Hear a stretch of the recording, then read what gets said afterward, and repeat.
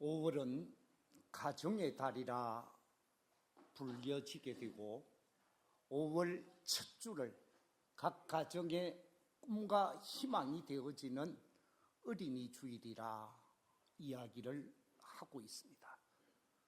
우리 교회도 어린이 주일을 맞이하면서 오늘 말씀의 제목을 어린이를 통해 배웁시다 하는 제목으로 말씀의 은혜를 나누고자 합니다. 어린이를 통해서 우리가 배워야 할 것이 많다라는 거지요. 어른들이 생각할 때 어린이들은 아무것도 모른다고 생각하고 가치가 없다고 생각하고 아이들을 무시한 바가 없잖아 있지요. 그런데 영국의 유명한 낭만파 시인 워즈워드라는 사람이 있습니다. 이 워즈워드는 그가 쓴 시 가운데 무지개라고 하는 시를 통해서 어린이를 어떻게 표현하고 있는가 이렇게 표현합니다. 무지개, 워즈워드. 하늘의 무지개를 바라볼 때면 내 가슴은 뛰노라. 내 어린 시절도 그러했고 어른이 된 지금도 그러하고 늙어서도 그러하리라. 만약 그렇지 않으면 차라리 죽는 것이 나으리라. 어린이는 어른의 아버지. 바라노니 나의 하루하루가 자연의 경건 속에서 살기를 바라노라. 이 무지개라고 하는 시 속에서 어린이는 어른의 아버지라고 말하고 있습니다. 왜 어린이를 어른의 아버지라고 말하고 있을까? 어린이를 통해서 배울 것이 있다는 것이지요. 어린이를 통해서 우리가 배워야 하는 것들이 많이 있다는 말씀입니다. 그렇습니다.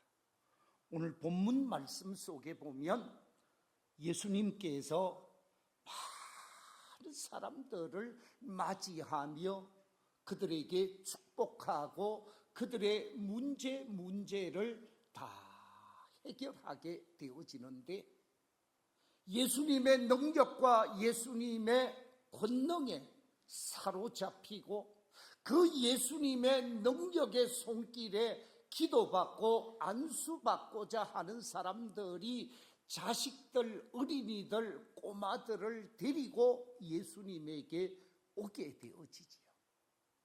수많은 사람들이 예수님에게로 몰려오게 되어지는데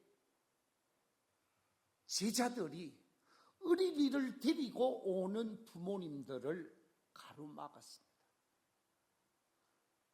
예수님 가까이 어린이를 데리고 오지 못하게 했습니다. 이렇게 제자들이 예수님에게로 아이들을 데리고 오지 못하도록 하자 오늘 본문 속에서 예수님께서 제자들에게 뭐라고 말씀하고 있는가? 오늘 본문 14절 15절에 이렇게 말씀하고 있습니다. 어린 아이들이 내게 오는 것을 용납하고 금하지 말라. 하나님의 나라가 이런 자의 것이니라. 내가 진실로 너희에게 이르노니 누구든지 하나님의 나라를 어린 아이와 같이 받들지 않는 자는 결단코 그곳에 들어가지 못하리라. 어린 아이처럼 받들고 섬겨야 그곳 하늘나라 천국에 들어갈 수 있다고 말씀하면서 어린이의 귀함을, 어린이의 소중함을 강조하고 있는데, 오늘 이 본문 속에서 특별히 어린이에 관해서 어떻게 표현하고 있는가? 14절에 핵심적인 한마디가 있는데, 하나님의 나라는 이런 자의 것이니라. 하나님의 나라는 이런 사람이 차지할 수 있다. 그러면서 어린이에게 배워야 할 것을 말씀하고 있습니다. 15절에서도 누구든지 하나님의 나라를 어린 아이와 같이 받들지 않는 자는 결단코 그곳 하늘나라 천국에 들어가지 못하리라. 그러면서 어린 아이가 받드는 것처럼 우리가 배워서 받들며 살 것을 강조하고 있습니다. 그래서 저는 과연 어린 아이로부터 우리가 배워야 할 것이 무엇일까? 많은 장점, 많은 가르침이 아이들로부터 배울 수 있는데, 그 가운데 오늘 세 가지를 함께 생각하면서 말씀을 나누고자 합니다. 제일 첫 번째, 어린이를 통해서 배울 것이 무엇인가? 그것은 다름이 아니라 믿음이라. 신뢰하는 것, 그것을 믿음이라고 말할 수 있겠지요. 아이들은 어른이 하는 말을 곧대로 믿게 되어집니다. 학교 선생님이 가르쳐주면 그것을 그대로 받아들이며 믿게 되어지죠. 어린이에게 있어서 가장 중요한 교훈은 믿고 신뢰하는 것입니다. 곧대로 믿는 것이 어린이라는 거죠. 틀리게 말을 해도, 다르게 말을 해도 믿어주는 것이 어린이라는 거지요. 그렇습니다. 부모님이 어떤 말을 했을 때 그 말을 그대로 믿는 것이 어린이들입니다. 이처럼 어린이를 통해서 배워야 하는 것은 확실한 믿음, 말씀을 그대로 믿는 믿음을 우리는 배워야 한다라는 거죠. 히브리서 11장 6절에 보면 이렇게 강조하고 있습니다. 믿음이 없이는 하나님을 기쁘시게 하지 못하나니 하나님께 나아가는 자는 반드시 그가 계신 것과 또한 그가 자기를 찾는 자들에게 상 주시는 이심을 뭐 해야 한다고요? 믿어야 할지니라. 하나님을 기쁘시게 하는 믿음, 하나님을 영화롭게 하는 확실한 믿음, 분명한 믿음, 의심하지 않고 믿는 확실한 믿음을 우리가 가져야 한다라는 거죠. 마태복음 16장에 보면 예수님께서 가이사라 빌립보 지역에서 전도 사역을 감당하게 되어집니다. 이 가이사라 빌립보 지역을 이곳저곳 다니면서 복음을 전하고 말씀을 전하는 가운데 예수님을 믿고 따르는 사람들이 많이 몰려오게 되어집니다. 수많은 사람들이 예수님을 환영하고 예수님을 영접하고 예수님을 사랑하면서 예수님께로 오게 되어지니까 예수님께서 세상 사람들, 자신을 따르고 있는 수많은 사람들이 자신에 관해서 어떻게 이해하고 있는가 질문을 하게 되어지죠. 이렇게 질문을 합니다. 사람들이 인자를 누구라고 하느냐 질문을 했더니 어떤 사람은 예레미야 같은 사람이라고 얘기를 하고, 어떤 사람은 에스겔 같은 사람이라고 이야기하고, 어떤 사람은 세례요한 같은 사람이라고 얘기를 하고 다양한 정보를 예수님에게 알리게 되어집니다. 예수님의 마음에 들지 않는 대답이었지요. 그때 제자들을 향하여 너희들은 나를 누구라고 하느냐?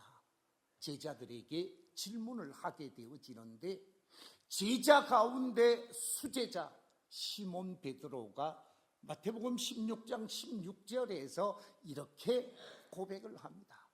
주는 그리스도시요 살아계신 하나님의 아들이십니다. 이 신앙 고백을 듣게 되어진 예수님이 매우 기뻐하게 되어집니다. 이 신앙 고백 속에서 예수님은 그리스도이십니다. 예수님은 하나님의 아들이십니다. 확실한 믿음의 고백을 하게 되어집니다. 이 신앙 고백을 다른 예루살렘에서 했다든지 또는 여리고에서 했다고 하면 생각을 달리 할 수 있는데 이 신앙 고백을 가이사라 빌립보 지역에서 했다는데 의미가 있습니다. 이 빌립보 지역은 어떤 곳인가? 이 빌립보 지역에는 어떤 것이 세워져 있었는가? 세 가지를 우리가 확인할 수가 있는데 빌립보 지방에 세워져 있었던 놀라운 건물들이 있는데 제일 첫 번째 말할 수 있는 것은 로마 황제 카이자를 드러내고 숭배할 수 있는 하얀 대리석 신전이 만들어져 있었습니다. 그래서 로마의 황제를 시두로 모시고 로마 황제를 섬기고 로마 황제를 자신들의 왕이요 주인이요 시대로 고백하는 사람들이 많이 있었다라는 거죠. 이처럼 로마 황제 카이자를 식격화하고 있는 신전이 있었는데 황제를 시대로 나의 주인으로 받아들이지 아니하고 예수 그리스도를 나의 주 나의 하나님으로 고백하는 이 사건은 놀라운 사건이라는 거죠. 두 번째 가이사라 빌립보 지방에 있었던 것이 자연의 신 판이라고 하는 자연의 신을 섬기는 신전이 있습니다.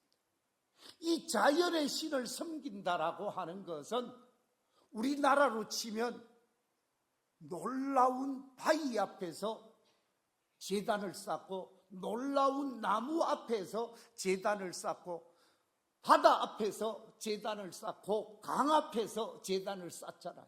이런 자연문을 숭배하는 그 숭배의 신전 판신전이 있었는데 자연을 섬기는 그런 신앙이 아니라 예수님을 나의 메시아라고 나의 하나님이라고 고백하는 것은 뜻깊은 신앙 고백이라는 것입니다. 세 번째 이 빌립보 지역에 또 뭐가 있었느냐? 이 빌립보에서 조금 위로 올라가게 되어지면 시리아가 있지요. 고대 시리아 지방에서 가장 적극적으로 섬겼던 신이 바알 신이었습니다. 이 바알 신을 섬겼기에 이 빌립보 지방에 큰 바알 신전이 있어서 빌립보 지방의 많은 사람들이 바알을 숭배하고 있었습니다. 그런데 그 바알을 숭배하는 그 바알 신전 지역에서 나의 주는 예수님이라고 나의 메시아는 예수님이라고 고백한 것은 놀라운 신앙 고백이라는 거죠. 이처럼 그 지역 그 환경 속에서 도저히 고백하기 쉽지 않는 예수님을 나의 그리스도, 나의 하나님이라고 고백하는 것은 대단한 신앙 고백이라는 것입니다. 그 다음에 또 하나 이 빌립보 지역에서 신앙 고백을 했다고 하는 것은 뜻깊은 의미가 하나 있는데 아마 성지순례를 하신 분들은 가서 확인을 하실 수 있는데 이 빌립보 지역을 지나면 그 다음에는 이방 세계로 넘어가는 곳입니다. 유대인들이 살고 선민이 사는 가나안 중심의 하나님의 백성들, 히브리 백성들이 살고 있는 12지파가 분배받은 땅에서 조금만 더 넘어가면 그곳은 이방지역입니다. 그렇기 때문에 이 가이사라 빌립보 지역은 이스라엘 영역과 이방 영역, 이스라엘 접경과 이방 접경이 만나는 곳입니다. 이 이방 접견을, 이방 지역을 만나는 곳에서 하나님을 섬기고 예수 그리스도를 믿는 믿음의 삶을 살 것이 아니라 생각을 조금만 다르게 하면 이방 신앙을 가지게 되고 이방 문화를 쫓아가게 되고 이방인들이 사는 삶을 닮아갈 수가 있다라는 것이지요. 그런데 이처럼 이방 세계로 나아가지 아니하고 믿음의 세계, 말씀의 세계 속에서 나의 주가 예수 그리스도라고, 나의 하나님이 그리스도라고 고백한 것은 놀라운 신앙 고백이라는 것입니다. 이런 놀라운 신앙 고백을 하게 되어진 시몬 베드로, 주는 그리스도시요 살아계신 하나님의 아들이라고 고백했던 이 베드로의 신앙 고백을 듣게 되어진 예수님께서 베드로를 비롯해서 신앙 고백을 한 사람에게 뭐라고 축복하십니까?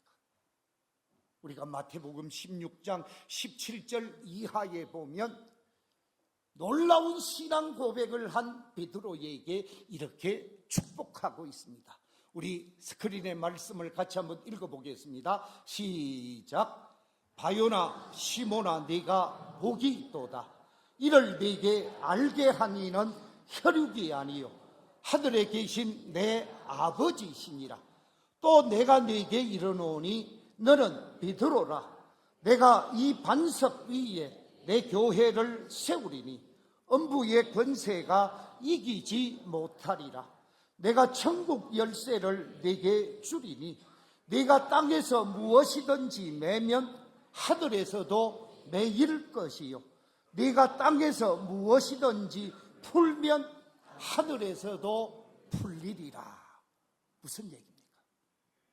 놀라운 신앙 고백을 한 이 시몬 베드로에게 천국 열쇠를 주면서 땅에서 풀면 하늘에서도 풀리게 되어지고 땅에서 잠그면 하늘에서도 잠그게 되어진다고 말하고 있습니다. 무슨 얘기입니까? 하나님께서 축복을 주시고 재앙을 거두시는 하나님이심을 약속하고 있습니다. 놀라운 신앙 고백, 아름다운 신앙 고백, 참된 신앙 고백을 하는 그들에게 하나님께서는 축복해 주실 것이라고 말씀하고 있습니다. 그렇습니다. 우리 집에 자라고 있는 어린이들이 부모님의 말씀, 선생님의 말씀을 그대로 믿고 신뢰하는 것처럼 우리가 어린이로부터 배울 수 있는 이 참된 믿음, 이 믿음을 우리가 소유하게 되어지므로 위대한 신앙을 고백한 베드로처럼 우리 주님으로부터 놀라운 축복을 받는 저와 여러분이 되시기를 주의 이름으로 축원합니다. 두 번째, 어린이를 통해서 우리가 배울 수 있는 것이 무엇일까? 여러 가지가 있습니다만은 그 가운데 하나가 정직함이라. 정직함이야말로 어린이들의 가장 귀한 모습이다 라고 말할 수 있습니다. 이 정직함이라고 하는 말은 미사여구를 붙이지 않는다라는 거죠. 본대로, 느낀 대로, 자기가 경험한 대로 그대로 표현하는 거예요. 서양 격언에 보면 이런 격언이 있습니다.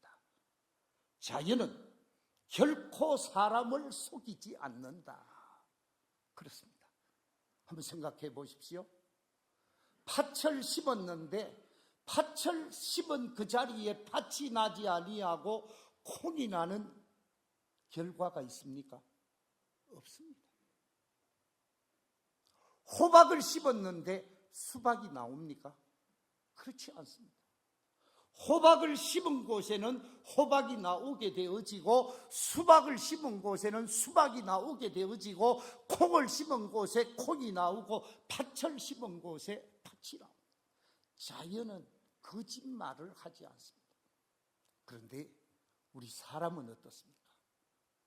사람은 나이가 들수록, 인생을 어느 정도 살면 살수록 상황과 형편에 맞는 얘기를 합니다. 답은 그것이 아닌데도 불구하고, 실제적으로는 그것이 아닌데도 불구하고 듣기 좋은 말, 들어서 기분 나쁜 말을 하지 않죠.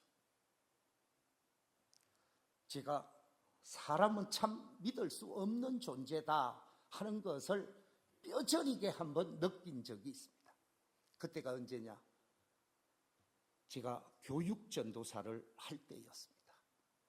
제가 신학교에서 제가 섬겼던 교회가 한 3km 정도 떨어져 있었는데, 대구 비산동 교회를 섬겼습니다. 신학교 3학년 말에 11월 달 추수 감사주일이 되어서 여러 가지 행사를 하고 늦게까지 교회에 있다가 10시 정도 퇴근을 했습니다. 권사님들이 추수 감사주일에 가지고 온 것 중에 목사님 신학교 기숙사에 가서 나누어 드십시오 하고 이것저것 챙겨주셔서 그걸 들고 신학교 기숙사로, 영남 신학교로 가게 되어지는데, 제가 있는 섬겼던 교회에서 신학교를 가려고 하면 지나가는 곳에 상업은행이 있습니다. 대구에 동산동에 상업은행이 있어서 그 상업은행을 지나서 가는데, 그 상업은행 입구에 웬 할머니, 할머니라고 아주머니라고 얘기해야 되겠네요. 한 60 넘은 어른이 거기 아무것도 없는 빈 바닥이잖아요. 거기에서 잠을 주무시는 거예요. 무슨 보따리 하나 안고 거기서 주무시려고 하고 있는 거예요. 생각 없이 지나가다가 그 전주에 설교가 생각이 나는 거예요. 그 설교가 제가 자비를 베푼 사람이라는 제목으로 설교를 했는데, 지나가다가 그 설교 속에서 제가 저를 향하여 너 지나간 제사장 아니냐, 너 레위인 아니냐 하는 마음이 제 속에 드는 거예요. 그래서 가다가 다시 돌이켜서 그 박스를 깔고 주무시는 아주머니에게 와서 물었습니다. 아주머니, 아니 왜 이렇게 추운 곳에 여기에서 이렇게 주무시려고 합니까? 하고 물었더니 이 아주머니가 하는 말이, 자신이 저 경상북도 영주 지나서 영양인가 거기서 왔는데, 영양에서 대구 와서 대구에서 자기 친척을 찾아왔는데, 친척이 대구에 살던 집에서 이사를 하고 없다라는 거예요.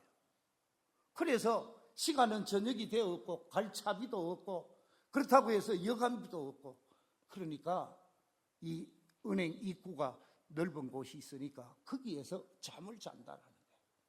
그래서 참 마음이 아프더라고요. 저녁은 드셨습니까? 하고 물으니까 저녁도 못 먹었다라고. 들고 있는 게 이게 주인공이 생겼습니다. 그래서 가십시다 하고 제가 신학교로 모시고 갔어요. 신학교로 모시고 가서 그 당시 제 방에 3명의 신학생들이 같이 살았는데, 제가 우리 신학교 친구들에게 너는 저 방으로 가고 너는 이 방으로 가고 나는 저 방으로 가고 그러면서 그 방을 아주머니에게 비워드렸습니다. 그리고 교회에서 주는 추수감사주일 행사하고 가지고 온 그 먹을 수 있는 것 그 아주머니에게 드리고, 이거 드시고 주무시고 내일 가십시오 하고, 저는 선한 사마리아인 된 기분으로 그날 밤 다른 친구한테 눈치 보면서 다른 방에 가서 잤지요. 그런데 월요일 날은 신학교에 수업을 안 하거든요. 그러니까 좀 늦게 자야 되겠다 생각하고 늦게 자는데, 밖에서 난리가 난 거예요. 민저도사 빨리 일어나라는 거예요. 왜 그러냐고 했더니 그 방에 가서 아주머니도 없어졌고 그 방 신학생들의 지갑에 돈 넣어둔 것이 싹 없어졌다는 거예요. 이야, 참 은혜를 뭘로 갚았어요? 은혜를 원수로 갚은 그 아주머니를 생각하니까 참 사람 믿을 수 없구나 라고 하는 생각이 들게 되어집니다.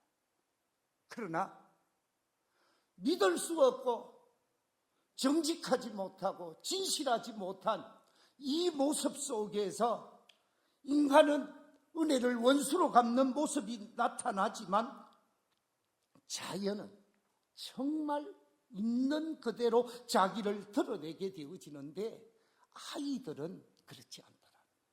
아이들은 자신이 본 대로, 느낀 대로, 경험한 대로, 체험한 대로 정직하게 표현하는 사람들이라는 거지. 아마 우리 성도님들 가운데 이분을 아실는지 모르겠습니다. 제가 사진을 하나 올리겠는데 이분은 덴마크가 낳은 유명한 조각가 토르발센이라는 사람입니다.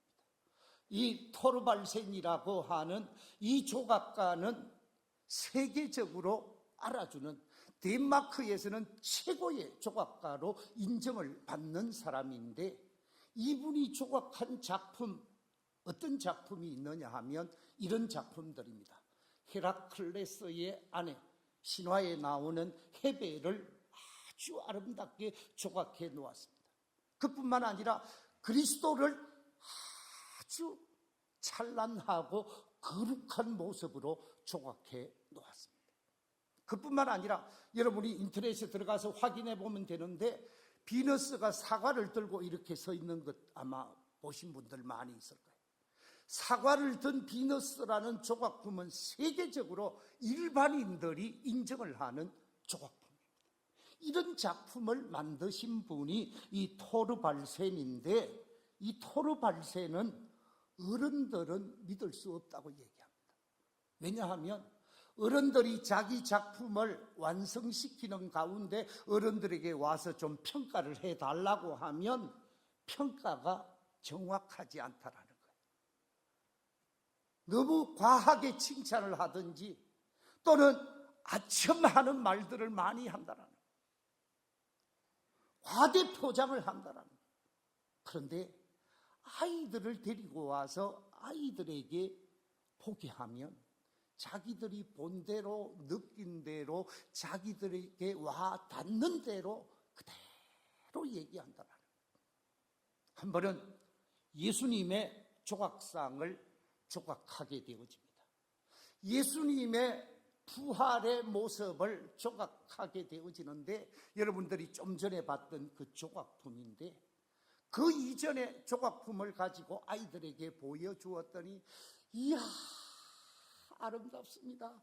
정말 멋집니다. 그러면서 아이들이 아름답다고 멋지다고 자기 생각하고는 전혀 다른 반응을 보이더라는 것입니다. 경건하고 엄숙한 가운데 정말로 존엄하신 모습으로 나타나기를 원하는데, 아이들 눈에 아름답게 보였다고 하니까 이것은 실패작이다 하고 깨트려 버렸답니다. 그리고 새롭게 만들어서 그리스도 상을 보여주게 되는데, 이분이 누군지, 이분이 어떤 분인지 알 수 없지만 대단해 보입니다. 그러면서 존엄성과 엄숙성을 나타내더라는 거죠. 그래서 이 대단한 그리스도의 상을 보고 감격하게 되어진 아이들의 이 모습을 가지고 이 작품은 올바른 작품이다 라고 세상에 내어놓은 것이 그리스도라고 하는 작품입니다. 아이들은 정직하다라는 것입니다. 안 좋은 것도 좋다고, 대단하지 않는 것도 대단하다고 말하지 않는다라는 거예요. 있는 그대로 정직함을 드러낸다라는 거죠. 그렇습니다. 성경은, 하나님께서는 우리에게 정직한 삶을 요구하고 있습니다. 시편 107편 42절에 보면 정직한 자는 하나님을 보고 기뻐하며 모든 사악한 자는 자기 입을 봉하리로다 라고 말씀하고 있습니다. 그뿐만이 아닙니다. 시편 112편 4절에서는 정직한 자들에게는 흑암 중에 빛이 일어나나니 그는 자비롭고 긍휼이 많으며 의로운 이로다 라고 말하고 있습니다. 잠언 14장 11절에서는 악한 자의 집은 망하게 되어지지만 정직한 자의 장막은 흥하게 되어진다고 말씀하고 있습니다. 하나님께서 우리 그리스도 믿음의 사람들에게 원하는 것이 무엇인가? 이 세상 속에 살되 거짓되고 부끄러운 삶의 모습이 아니라 정직하고 아름다운 삶을 기대한다라는 거죠. 어린이들이 가지고 있는 그 정직성, 그 정직성이 우리의 정직성이 되어질 때 하나님은 정직한 자를 복되게 하시고 정직한 자를 잘되게 하시고 흑암 중에 빛이 일어나게 하는 놀라운 역사를 나타내 주신다고 말하고 있습니다. 이런 정직성을 저와 여러분은 어린이를 통해 배워야 할 줄로 믿습니다. 마지막 세 번째, 어린이를 통해서 배워야 할 것이 무엇일까? 저는 겸손함이라 라고 생각합니다. 어린이는 자기 자신을 알고 어른들에게 이기려고 하지 않습니다. 어른들에게 겸손한 모습, 선생님에게 겸손한 모습을 보이는 것을 우리가 확인할 수가 있지요. 하나님의 말씀인 성경은 우리에게 겸손한 신앙인, 겸손한 삶을 살 것을 강조하고 있습니다. 욥기 22장 29절에서는 하나님은 겸손한 자를 구원하신다고 말씀하고 있습니다. 교만한 자는 버리시지만 겸손한 자를 구원하시겠다고 말씀하고 있습니다. 뿐만 아니라 잠언 22장 4절에서는 겸손과 여호와를 경외함의 보상은 재물과 영광과 생명이라. 하나님을 경외하되 겸손히 경외하는 사람, 그 사람에게 재물이 있고 그 사람에게 생명이 있고 그 사람에게 영광을 주시겠다는 말씀입니다. 잠언 29장 22절에서는 사람이 교만하면 낮아지겠고 마음이 겸손하면 영예를 얻으리라 그랬습니다. 겸손한 자를 하나님께서는 높이시고 축복하시겠다는 말씀이지. 그뿐만이 아닙니다. 베드로전서 5장 5절에 보니까 이렇게 말씀하고 있습니다. 하나님은 교만한 자를 대적하신다고. 그러나 겸손한 자에게는 뭘 주신다고요? 은혜를 주시느니라. 그렇습니다. 내가 은혜 받을 수 있는 비결은 겸손함으로 하나님 앞에 서는 거죠. 우리 주님 앞에 겸손함으로 서게 되어질 때 그 사람은 은혜를 받을 수 있고 그 사람은 참 믿음의 사람으로 변화되어질 수 있습니다. 그래서 우리가 겸손하게 신앙생활을 할 수 있는 가장 아름다운 모습은 어린이들의 모습 속에서 배울 수 있다는 거죠. 말씀을 맺겠습니다. 어린이 주일을 맞이하면서 어린이를 통해서 우리가 배워야 할 것 많은 것을 배울 수 있지만 저는 오늘 세 가지를 말씀드렸습니다. 그 첫째가 어린이를 통해서 믿음, 신뢰하는 것을 배워야 할 것입니다. 두 번째 배워야 할 것이 정직한 모습을 배워야 할 것입니다. 그리고 세 번째 우리가 배워야 할 것은 겸손함일 것입니다. 이처럼 하나님의 자녀로 믿음의 사람으로 참 믿음의 사람이 되어져서 겸손히 하나님을 섬기고 세상 속에서 정직한 그리스도인으로 세상 속에서 높임을 받고 칭송을 받는 우리 모든 성도들이 다 되시기를 주의 이름으로 축원합니다.